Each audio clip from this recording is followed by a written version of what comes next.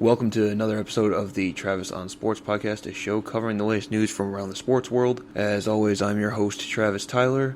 We took last week off, so there's plenty to get to this week. But first, a little housekeeping note. The podcast is now participating in Spreaker's Ad Exchange platform, so there may be some ads included during this episode and future episodes. Today is Tuesday, May 10th, 2022. I'll be giving some of my thoughts on the NFL draft. You can find a little more extensive coverage on all that at thefootballsavant.com or on the Football Savant podcast, which you can find on the Football Savant website or any of the platforms that you're using to listen to this show right now. Today we'll also be covering an update on the NBA NHL playoffs, transfer portal news from college sports, some coaching news, the MLB's plan to add some international games to the schedule, Monday Night Football announcement, some new guidelines around NIL, proposed idea for regulating the transfer portal, and a lot more. But we'll begin this week with some brief thoughts on the NFL draft, which took place on the final weekend of April in Las Vegas. What stood out to me was there was only one quarterback drafted in the first 73 picks. That was Pittsburgh quarterback Kenny Pickett, who conveniently stays at home right at Heinz Field and gets to play for the Pittsburgh Steelers. He was taken 20th overall. There wasn't another one taken until the third round at 74th overall with Desmond Ridder to the Atlanta Falcons. Wasn't entirely out of the realm of possibility that there was only going to be one quarterback taken that high, especially with what you heard from what people were saying about this class. But a lot of people thought Malik Willis had a chance to go in the first round or be the first quarterback taken, maybe even in the top 10. Turned out not to be the case. Back to Ridder going to Atlanta. Goes there to back up and I think really compete with Marcus Mariota, who's their quarterback right now. They're both similarly built quarterbacks with similar playing styles. We saw that Mariota didn't quite pan out the way everybody thought he would in the NFL, and Ridder as a third-round pick instead of the second overall pick, which Mariota was, will have a little less pressure and get a little more time to take over that job, but I don't think it's out of the question that Ridder could end up being the starter for the Falcons at some point this season. As for Willis, he was drafted the same round, the third round, by the Tennessee Titans, and will back up Ryan Tannehill. There's been a lot in the news lately with Tannehill saying that it's not his job to develop Willis. A lot of people have different opinions on that. I would say as a starting quarterback, it's your job to make sure everyone on the team is ready for their role. And in terms of the younger kid, it's your job to get him acclimated to the league, but not necessarily allow him to take your job. But Tannehill, with the way he's played sometimes, could benefit from the competition. The other quarterbacks that were drafted, also in the third round, the Carolina Panthers took Matt Corral from Ole Miss. Sam Howell, the UNC quarterback, North Carolina quarterback, was projected to be the first overall pick at this time last year, which shows you how wild and wrong mock drafts can be. He didn't have the year that he wanted, but he fell all the way to the first pick of the fifth round with the Washington Commanders. I think that's an absolute steal for them. And with the quarterback room they have there, if Wentz struggles, you could be seeing Howell sooner rather than later.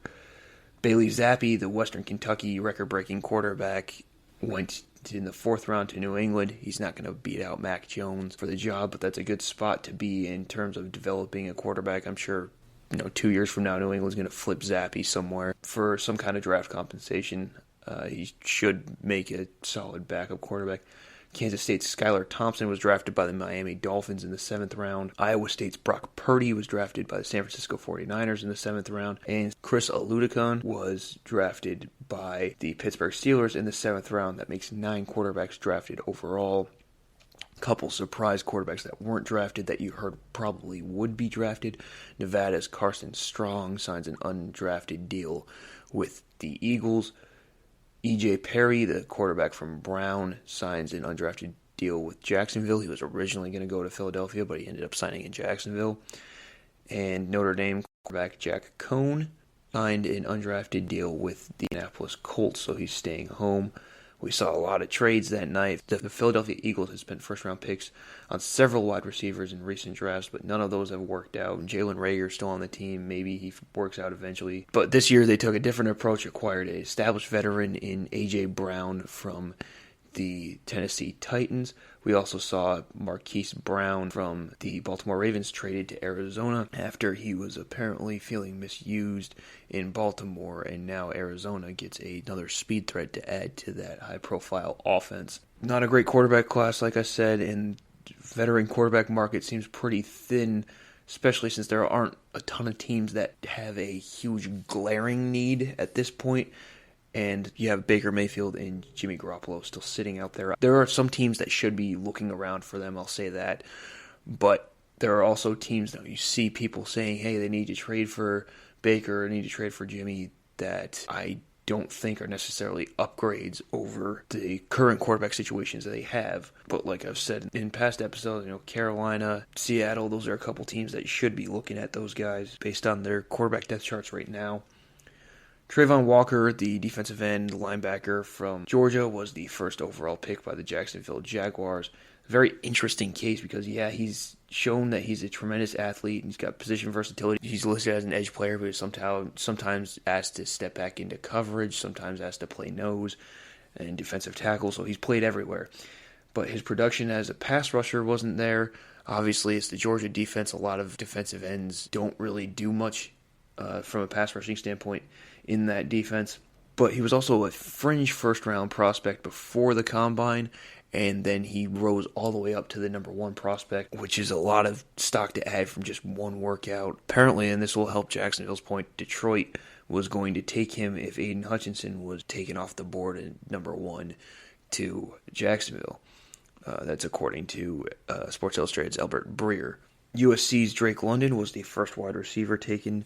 The 6'5 receiver who was coming off an ankle injury, I believe it is, was taken by the Atlanta Falcons at number 8 overall, instantly becomes their number one target due to his size and his skill, especially if Calvin Ridley does not return to the field. We then saw 5 more receivers taken in the next 10 picks, including the 3 former Ohio State teammates selected 10th, 11th, and 12th, in Garrett Wilson going to the Jets at 10, Chris Olave going to the Saints at 11, and Jamison Williams from Alabama, but former Ohio State player before that, with those two guys going 12th to the Lions, who traded up with Minnesota. We saw 4 punters drafted. The first was Penn State's Jordan Stout going to Baltimore in the 4th round. And then 3 picks later, Tampa Bay took Georgia's Jake Camarda, the top punter projected in this class, who also can double as a field goal place kicker, was San Diego State's Matt Ariza. He ended up lasting till the 6th round and was the first pick of the 6th round by the Buffalo Bills. Chicago also drafted North Carolina State's Trenton Gill in the 7th round. The only kicker drafted this year was LSU's Cade York going to Cleveland in the 4th round, and he was the first specialist taken. There were no long snappers drafted. Some players that I think are in great situations with great fits with their new teams that were drafted after the 1st round. I think Travis Jones with Baltimore, some people had him going as a 1st-round pick as a defensive tackle. You think of guys that they've had up front there, like a Haloti Ngata. He fits exactly that kind of mold and that kind of defense, and that was something they missed a little bit last year. Jake Ferguson in Dallas, I think adding another tight end there with his ability is pretty good. Ritter with the mentorship from Mariota and the similar playing styles and the system that's run down there, I think that's a win there. Christian Watson going to Green Bay, I think as a Lions fan I hate that, but I think that's a pretty good fit for them. Kenneth Walker III, running back from Michigan State, goes to a great spot for running backs at Seattle, where they really have no one besides Chris Carson out there, so he could fight for playing time for sure. David Ojabo, also with the Ravens, 2nd-round pick from Michigan. It would have been a 1st-round pick had he not torn his Achilles at his pro day, and now goes to a 3-4 defense that really, really fits his skill level as that kind of hybrid defensive end, outside linebacker, pass rusher. George Pickens from Georgia, the wide receiver, goes to the Pittsburgh Steelers. Not only is he really big, skilled wide receiver, but he's also, if you watch his film, he's one of those nasty, good blocking receivers that goes back to another former Pittsburgh Steeler. Hines Ward was known for his blocking. I think Pickens, you're not going to compare him to Hines Ward at this point, but it seems like he's kind of out of that same mold in terms of the grittiness and the work ethic. Jelani Woods, the Virginia tight end, going to the Indianapolis Colts. The Colts, after Jack Doyle retired, were left with pretty much just Mo Alley-Cox as their tight end, and he's not a bad tight end, but I don't think he's a starter caliber tight end. Woods is someone who is huge and athletic and has been rising up boards during this process and should fit in well there and have a chance to start there. Greg Dulcich from UCLA going to the Denver Broncos. That's your Noah Fant replacement. Team with great receivers, great quarterback now with Russell Wilson. Pretty good running game. Needed a tight end to add to that passing game. Kobe Bryant, the corner from Cincinnati, going to Seattle Seahawks. I like that fit with the type of defense that Seattle's always run. Cade Otton, Washington tight end, going to Tampa Bay. That's another one. And Chigo Okonkwo from Maryland, tight end, going to Tennessee, which is a team that really didn't have a tight end after Jonnu Smith went to the Patriots last year. Some sleepers I think that you'll see play some key roles on some of these teams this year. Romeo Doubs for the wide receiver going to Green Bay. Ty Chandler, running back, going to Minnesota. Matt Henningsen, a defensive lineman, going to Denver. Cade Mays, a guard, going to Carolina. Khalil Shakir, fifth-round pick out of Boise State as a wide receiver, going to Buffalo. Tariq Woolen, going to Seattle. He's a corner from UT San Antonio and has crazy size, speed combination and really fits the mold of what Seattle looks for in its corners. Damone Clark, linebacker from LSU, going to Dallas. He's not going to be on the field this year, but next season, as a sixth-round pick, he's going to outplay that draft spot because it's really the injury that pushed him to the sixth round. Jalen Tolbert, one of the top receivers in the FBS, going to Dallas as well in the third round. Tight end Daniel Bellinger for the Giants. And wide receiver Eric Ezekanma going to the Miami Dolphins is a big-body, physical guy that can really help them. Should benefit from the speed of Tyreek Hill and Jalen Waddle opening up spots on the field. In other NFL news, Cardinals wide receiver DeAndre Hopkins has been suspended for 6 games for violating the league's PED policy. Hopkins reportedly tested positive for a banned substance and a masking agent designed to manipulate a test result in a sample that was taken back in November. Hopkins has denied any use of a substance and has vowed to get to the bottom of the cause.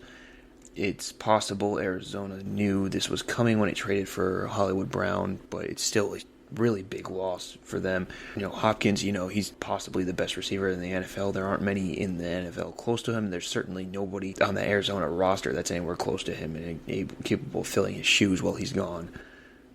The Falcons have signed defensive tackle Grady Jarrett to a 3-year extension. It includes incentives and can be worth up to $51 million. Jarrett is a former 5th-round pick and will be 29 entering this season. He's spent his entire career in Atlanta and earned 2 Pro Bowl selections, and he will be with the club through 2025 under this new contract. The New York Giants have released cornerback James Bradberry. Bradberry has been a standout corner with Carolina and New York during his short 6-year career and has tallied 15 total interceptions and was named to the Pro Bowl in 2020. He had 1 year remaining on his contract, but the Giants were trying to trade him because of the big cap hit, and they needed to clear up cap space. And releasing him ended up saving them a little over $10 million in cap.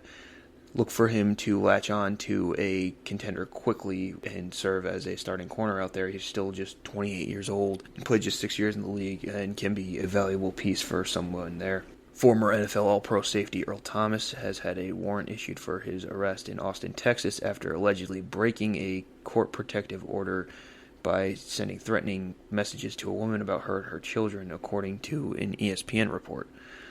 He faces a 3rd-degree felony for the 2 violations in 12 months. He was a 7-time Pro Bowler, 3-time All-Pro for the Seahawks most notably, and also for the Ravens and the Cowboys, and recently expressed interest in resuming his NFL career at 33 years old. Obviously, that's going to be put on hold right now, which is unfortunate because he was an amazing player on the field. Obviously, he wouldn't be the prime Earl Thomas that we know, but he could still add some value to a team on the field, and now that's probably not going to happen at all. The Las Vegas Raiders have fired President Dan Ventrell. Ventrell claims